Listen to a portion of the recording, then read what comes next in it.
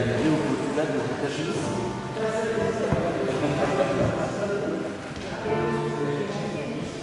Ah,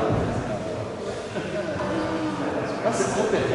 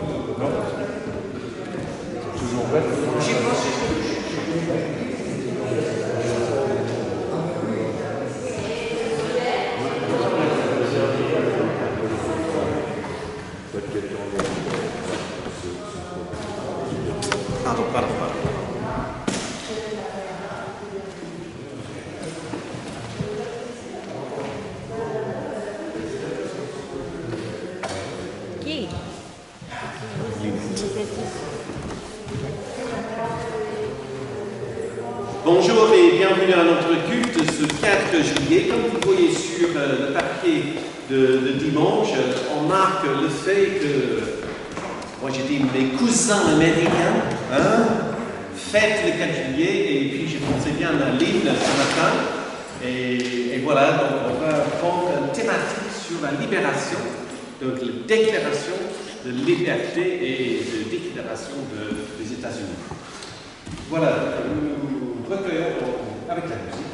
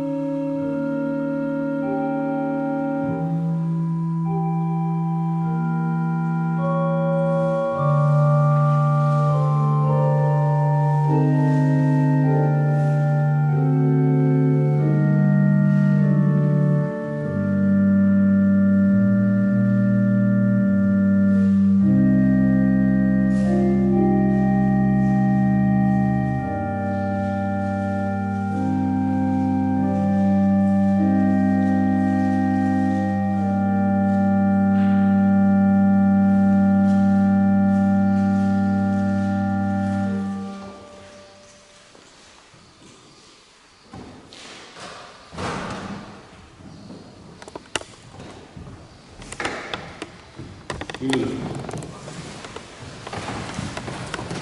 Car la grâce et la paix qui sont données de la part de Dieu notre Père, de Jésus notre Sauveur et du Saint-Esprit le Consolateur. Amen. Chantons notre premier cantique, le 41-10. Bénissons Dieu notre roi, le 41-10.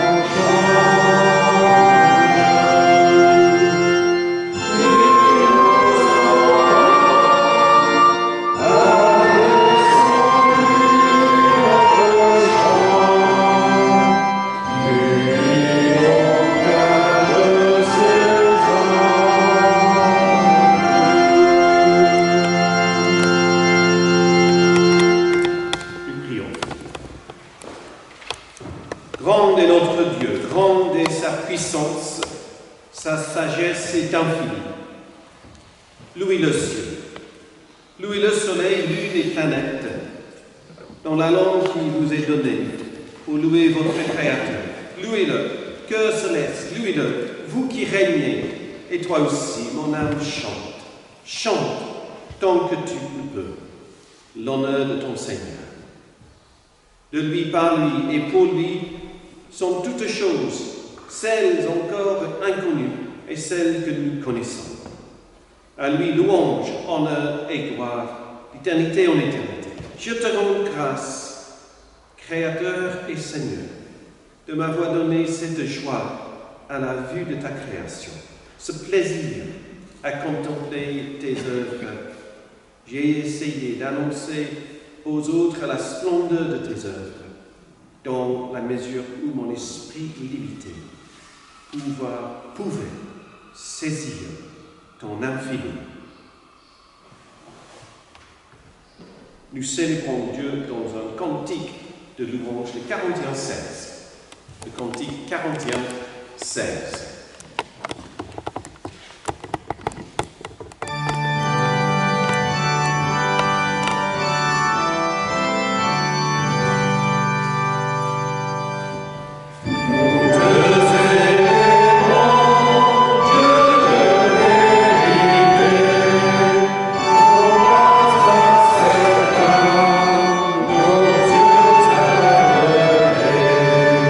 Son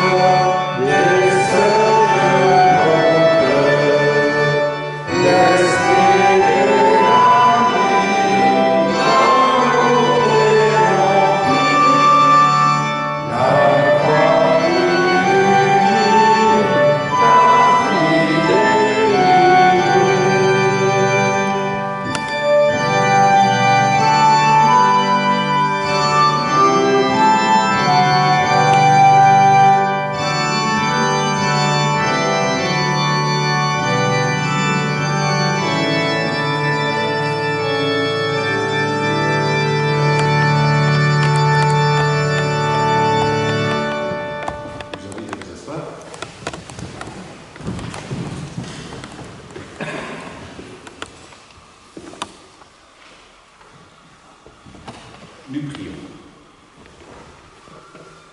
Notre Dieu, notre Père, aide-nous à faire grandir notre foi, à ouvrir nos cœurs à ton amour sans frontières,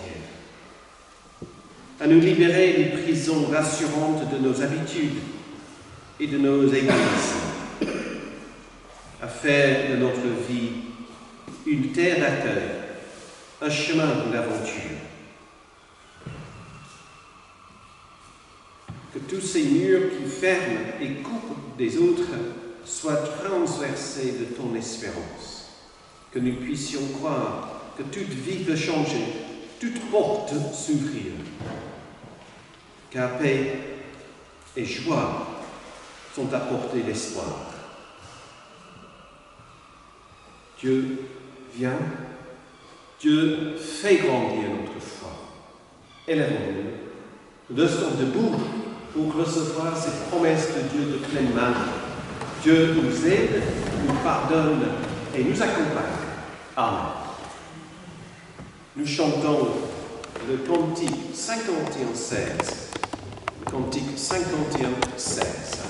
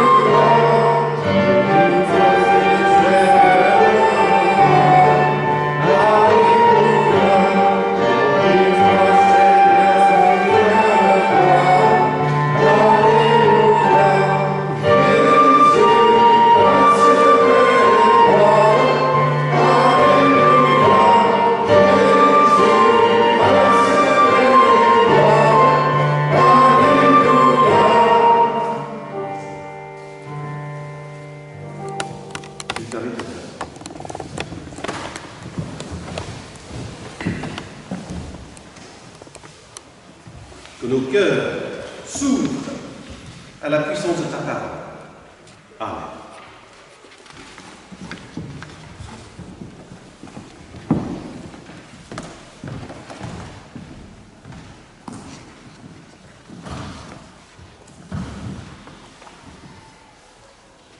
Notre première lecture se trouve dans l'Épître aux Corinthiens, chapitre 3, des versets 12 à 18. Avec cette espérance, nous sommes pleins de confiance. Nous ne faisons pas comme Moïse qui mettait un voile sur son visage. De cette façon, les Israélites ne pouvaient pas voir la fin d'une gloire qui ne durait pas. Mais leur intelligence s'est fermée. Et jusqu'à aujourd'hui, quand ils lisent les livres de l'Ancienne Alliance, le même voile est encore là. Non, il n'est pas enlevé, sauf pour celui qui est uni au Christ. En effet, jusqu'à aujourd'hui, chaque fois que les Israélites lisent les livres de Moïse, un voile couvre leur cœur. Mais chaque fois que les gens se tournent vers le Seigneur, le voile tombe. Le Seigneur ici, c'est l'Esprit Saint. Et quand l'Esprit du Seigneur est présent, la liberté est là. Notre visage à nous tous est sans voile et la gloire du Seigneur se reflète sur nous comme dans un miroir. Alors, le Seigneur qui est Esprit nous transforme. Il nous rend semblables à lui avec une gloire toujours plus grande. Et notre deuxième lecture se trouve dans l'Évangile de Matthieu, au chapitre 10, les versets 40 à 42. Si quelqu'un vous reçoit, c'est moi qui le reçois. Et la personne qui me reçoit aussi celui qui m'a envoyé. Si quelqu'un reçoit un prophète parce que c'est un prophète, il aura la récompense qu'on donne à un prophète. Si quelqu'un reçoit une personne fidèle à Dieu parce qu'elle est fidèle, il aura la récompense qu'on donne à une personne fidèle. Je vous le dis, c'est la vérité. Si quelqu'un donne à boire un verre d'eau fraîche à l'un de ses petits parce que c'est mon disciple, il aura sûrement sa récompense.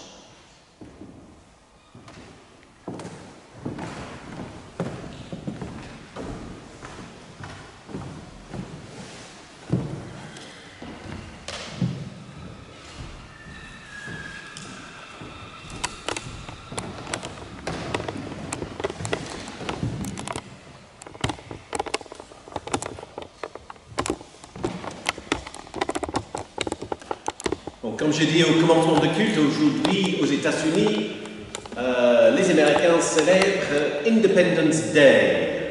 Et puis partout, on entend la salutation Happy Independence Day. C'est un très mauvais accent, Lynn, je m'excuse. Hein? Mais c'est comme ça.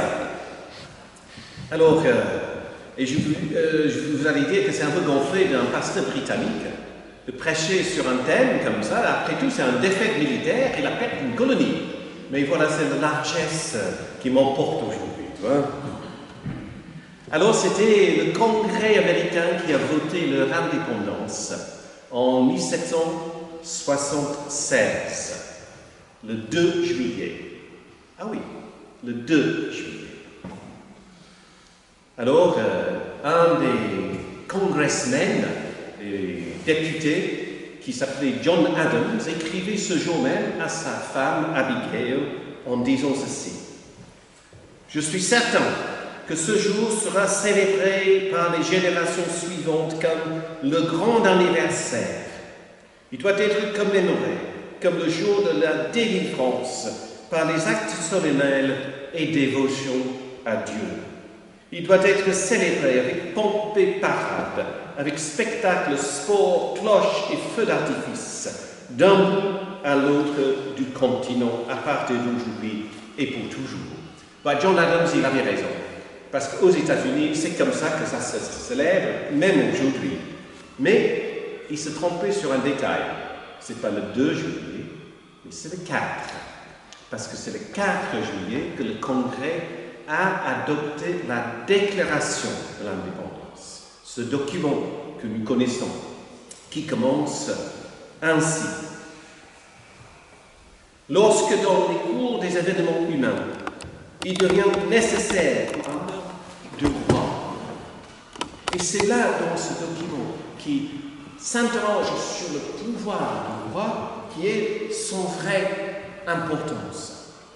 Et c'est là que ça fait écho avec le texte de Matthieu que nous avons entendu ce matin.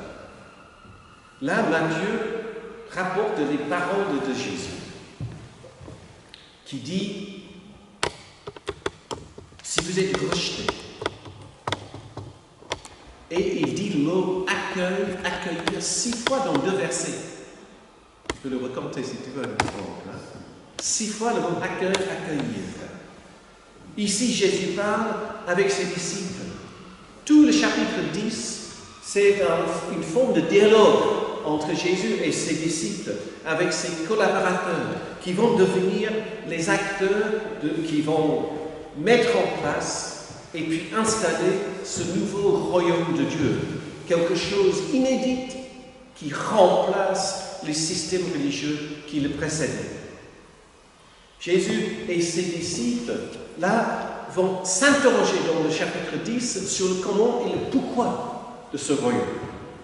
Et il va les envoyer pour qu'ils prêchent, pour qu'ils fassent les guérisons, pour qu'ils accueillent et qu'ils soient accueillis.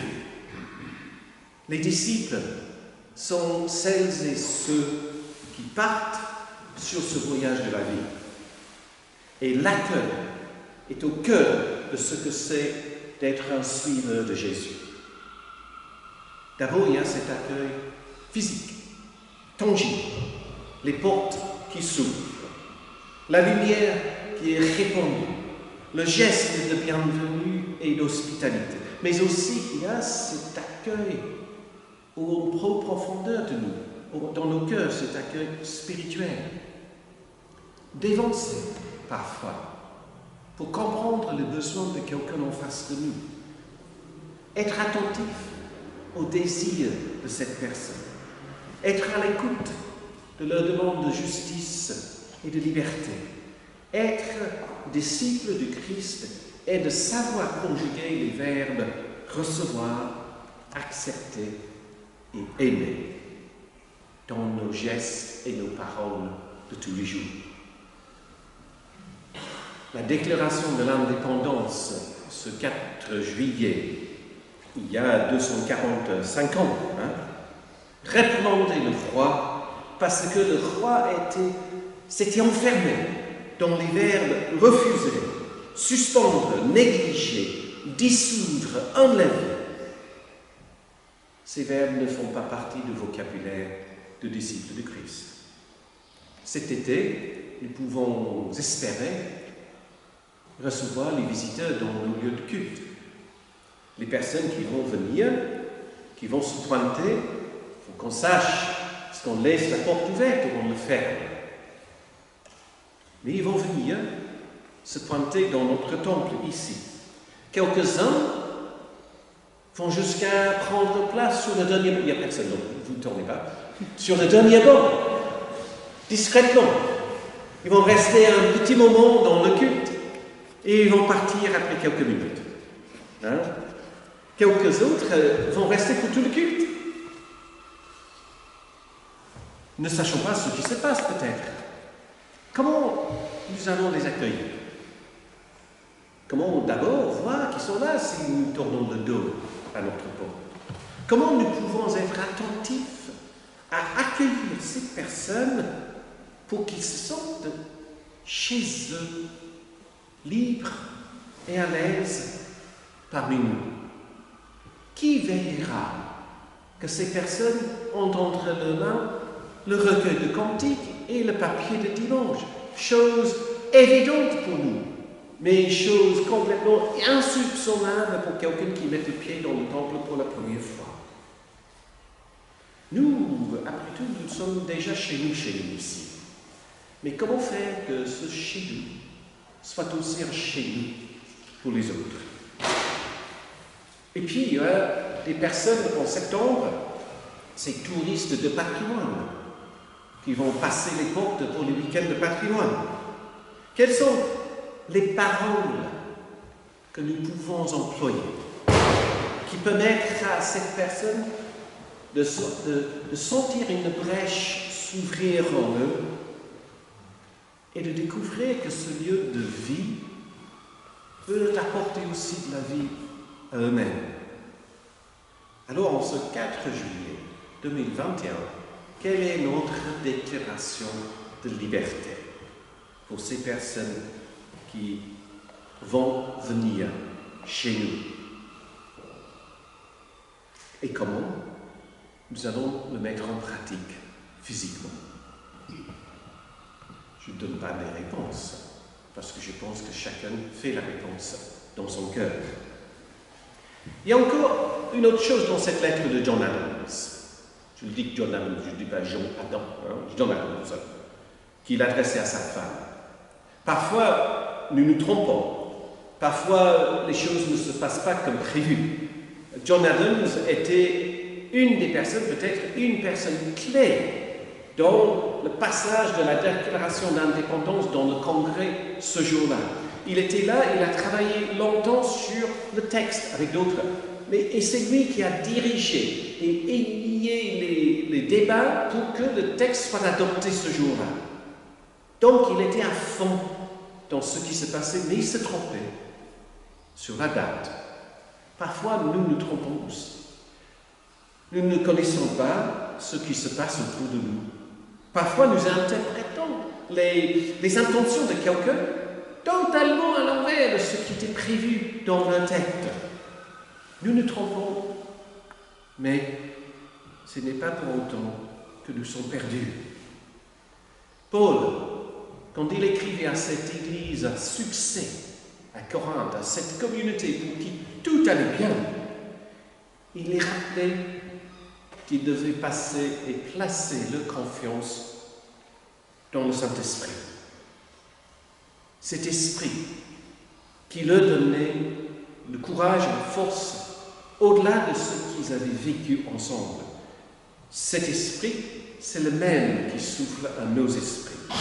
Nous faisons confiance à cet esprit qui agit dans nos vies, qui souffle en nous, qui nous donne parfois cette parole en saison.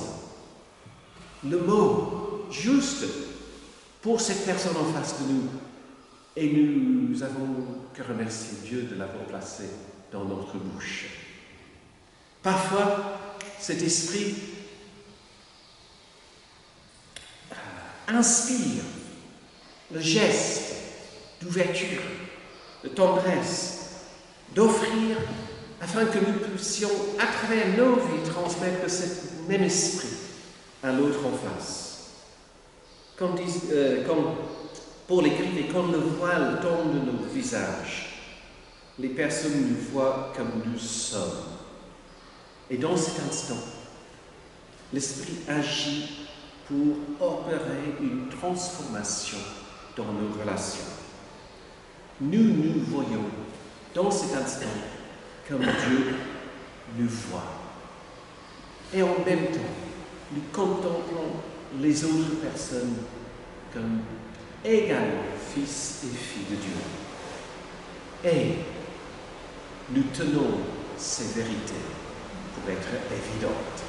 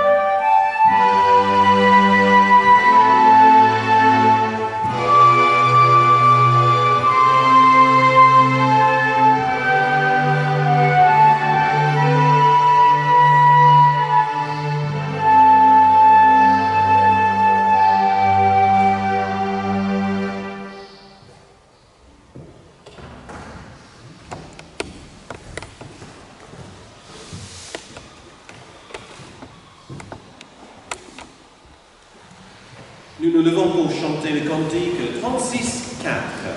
Le cantique 36-4.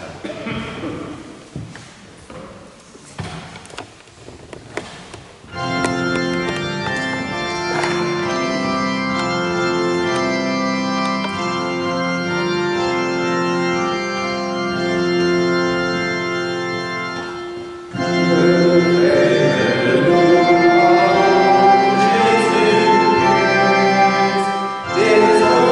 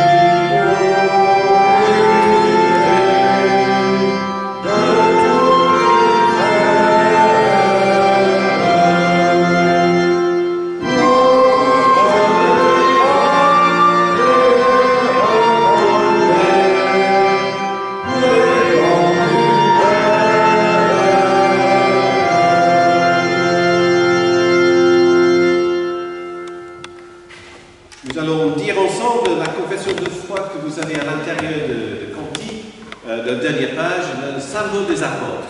Et après, nous chanterons le cantique 41, 40.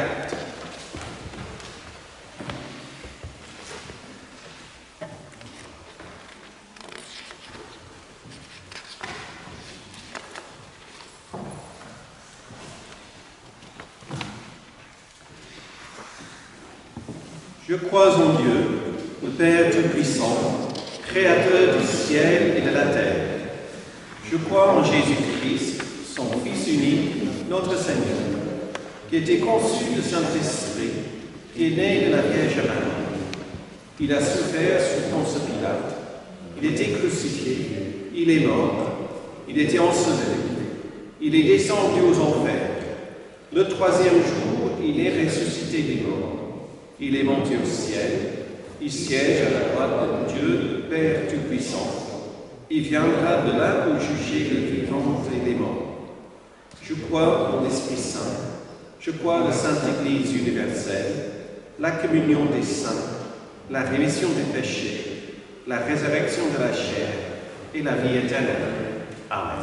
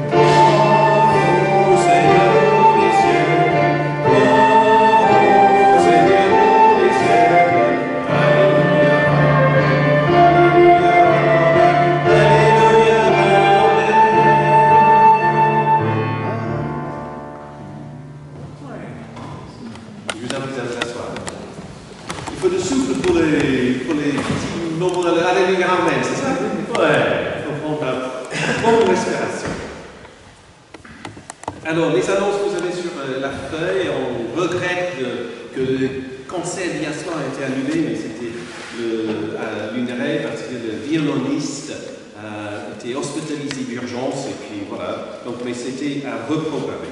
Mais le concert de vendredi aura lieu, et donc le numéro de téléphone, si vous voulez réserver vos places, est sur le papier. Il y a des petits papiers, et aussi sur le banc derrière, il y a des affiches. Si vous avez des affiches, comment ça s'appelle, des affichages municipaux libres dans vos communes, prenez une affiche et puis affichez. Est-ce qu'il y a d'autres nouvelles à partager? Donc vous avez, je transmets les salutations de Nicole Couchot. Je suis allé la voir cette semaine, et puis elle était ravissante. Elle venait de quitter chez le coiffeur, et puis c'était vraiment et puis je pense entre nous, hein, c'est vraiment, non, tu coupes le caméra là, mais entre nous, je pense qu'elle a pris un peu de poids, et puis je pense qu'elle était vraiment super, hein. Donc c'était un excellent plaisir. Voilà, donc avec cette note de joie, j'ai la joie de vous annoncer que c'est le moment de l'offrande. Que notre offrande soit une reconnaissance de tout ce que Dieu nous donne dans nos vies.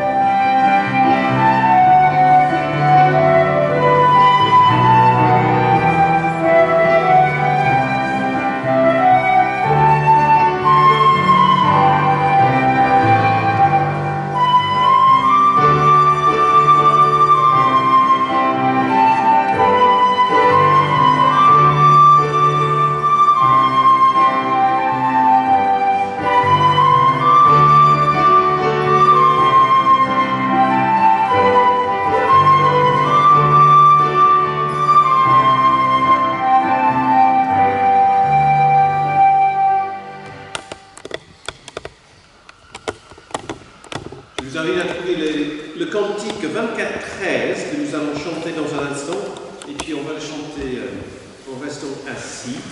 Je pense que nous ne sommes pas trop nombreux, donc aujourd'hui, ce dimanche, on peut faire le cercle autour de la table en restant bien espacés. Je pense qu'il y a de la place pour tout le monde, au lieu de venir nous servir dans les bancs.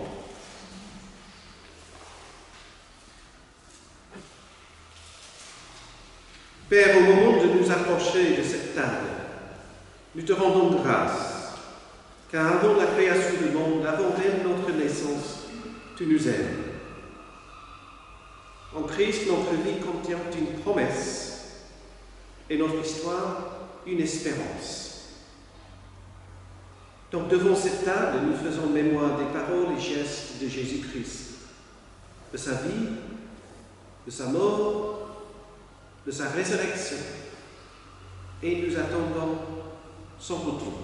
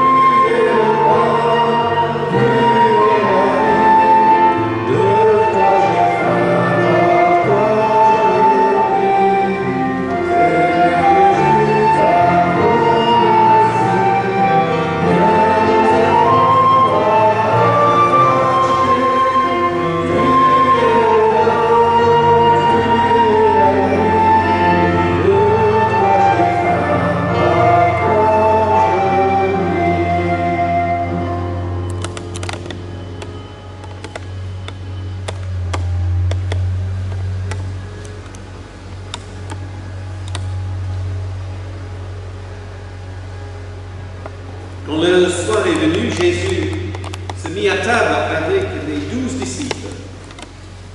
Et à ce moment, il prend le pain, il rend grâce, il rompt le pain et donne à ceux et celles autour de lui, prenez manger, ceci est mon corps.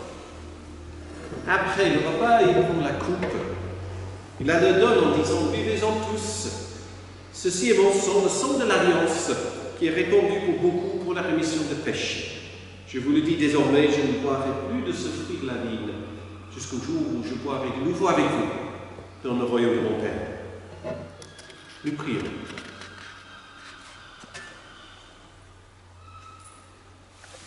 Esprit Saint, sois des nôtres, entre dans cet espace et dans cette communion. Sois le vent pour le pain et sève pour le vin. Ce que tu as fait le matin de Pâques, en ressuscitant Jésus-Christ, fais-le encore aujourd'hui, ici, ce matin, dans nos vies. Donne ta vie par ce pain et par ce vin, qui soit pour nous son corps glorieux, pour que notre présent embrasse ton éternité. Notre Père, qui es aux cieux, que ton nom soit sanctifié, que ton règne vienne, que ta volonté soit faite sur la terre et au ciel. Donne-nous aujourd'hui notre pain de ce jour. Pardonne-nous nos offenses, comme nous pardonnons aussi à ceux qui nous ont offensés.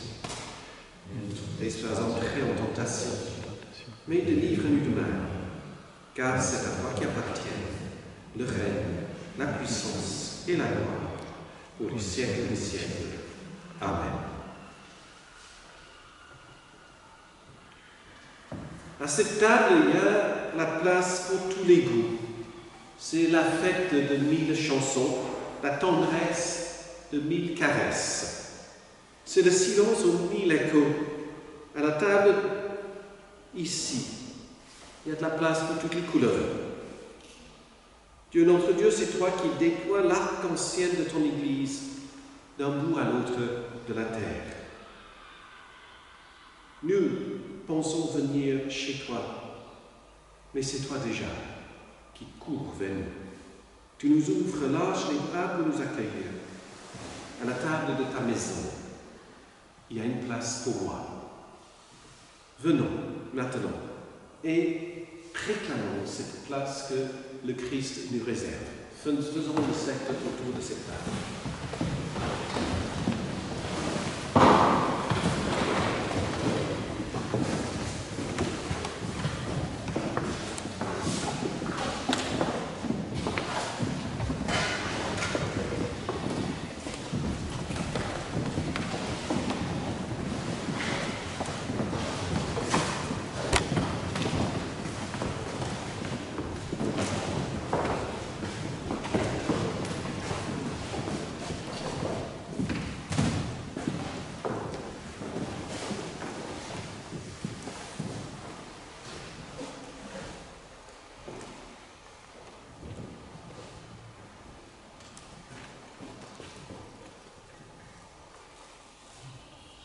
Le pain que nous rendons est communion au corps de Christ.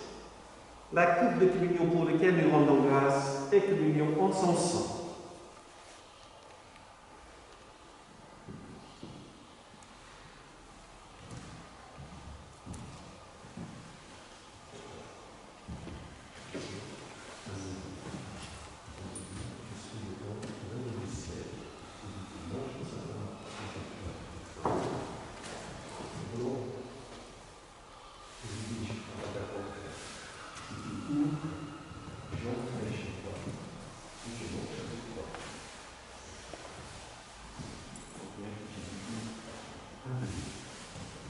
Venons du ciel.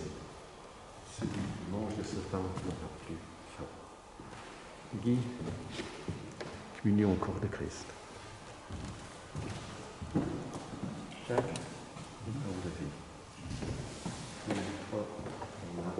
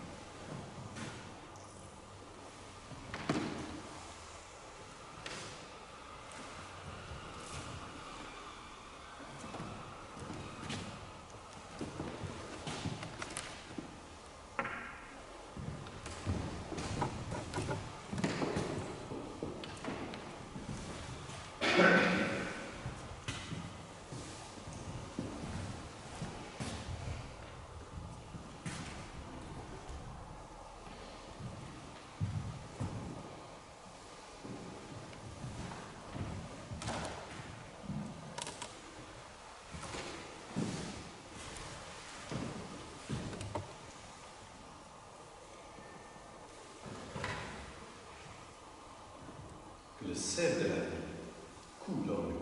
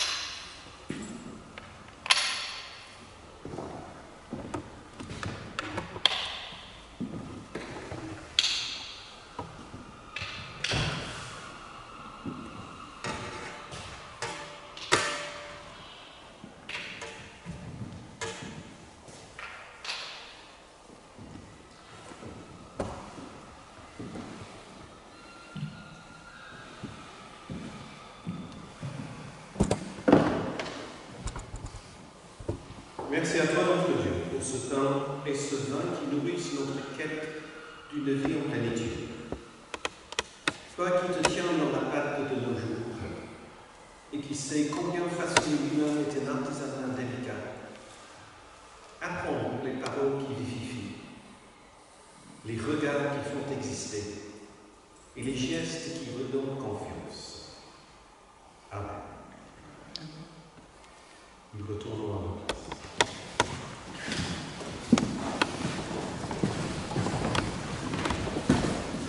Bientôt la panne de d'or.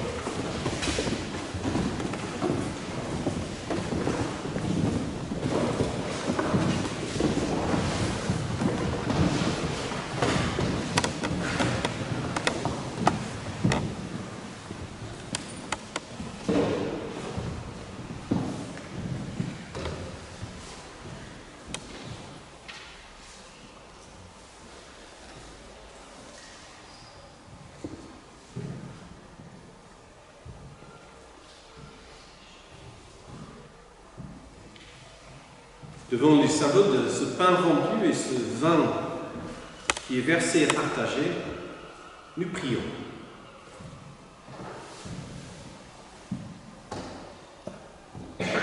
Nous prions pour toutes ces personnes qui subissent la répression de leurs droits, pour ces personnes victimes de guerre et de violence, les personnes déplacées dans les zones de conflit, les personnes emprisonnées illégalement et qui n'ont aucun recours à la justice. Ces hommes, femmes et enfants qui vivent sous les régimes militaires, qui subissent la discrimination et qui ont peur de représailles des fanatiques. En ce jour, le 4 juillet, jour de déclaration de l'indépendance des États-Unis, nous prions que les valeurs de cette déclaration puissent s'étendre dans notre monde. Que les personnes partout sur cette terre qui tiennent pour évidentes les vérités de droit à la vie, la liberté et la recherche du bonheur puissent prendre courage et soient remplies de ton esprit. Que ton esprit souffle dans ces pays. Que ton esprit relève les témoins de ton amour. Que ce même esprit nous anime à combattre les injustices là où nous vivons et plus loin.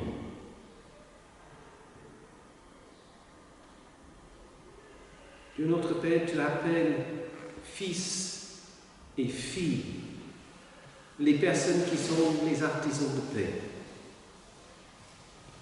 Dépose ton esprit dans nos cœurs pour que nous puissions nous-mêmes devenir les artisans de paix, de justice et de liberté. Car sans discrimination, nous sommes tous tes enfants, nés du même Père et par notre frère Jésus-Christ. Nous te prions. Amen.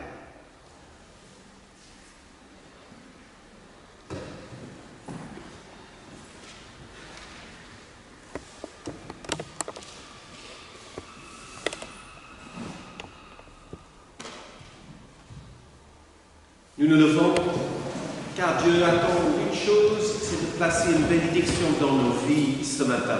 Que Dieu vous bénisse et vous garde, que Dieu fasse luire sa face sur vous et vous accorde sa paix. Amen. Et nous chantons le Negro Spiritual, Oh Freedom, et on va le chanter en français. Vivre libre, c'est le 56-8. Le 56-8.